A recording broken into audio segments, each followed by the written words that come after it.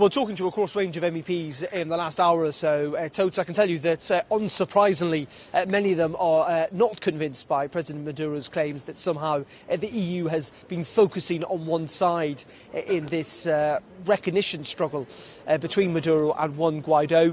MEPs repeatedly saying time and time again that actually these elections that we saw last year were not free and fair, that Maduro's government simply is not legitimate, and that the EU is going down the right path. Now, that's not to say, of course, that Europe is necessarily entirely united upon this, but there clearly has been a concerted effort by most of the big European countries, whether it is Germany, France, the United Kingdom, to recognise the opposition as the de facto government, and indeed by the European Parliament in the last couple of weeks. And there are growing calls, it must be said as well, for increased sanctions from the EU as well, to go beyond the ones that are currently in place, maybe replicating the ones that the United States have imposed when it comes to Venezuelan oil.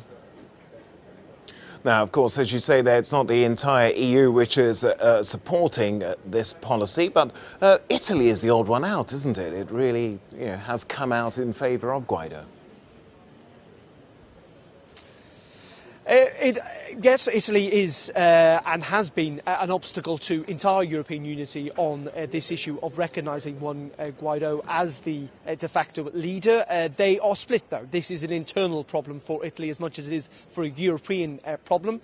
We know that Giuseppe Conte, the Italian Prime Minister, was here yesterday, of course, with the Five-Star Movement. They are more sympathetic, it must be said, to Maduro's government. They do not agree with the tough line that the EU has taken. That is in contrast, it must be said, to Salvini from the League in Italy, who does want to see a much harsher line taken against the Maduro government. So, yes, there are divisions, of course, within Europe. It's not just confined to Italy, but in much Italy's position is defined by its own internal politics. Russia is clearly a big, important player in this as well.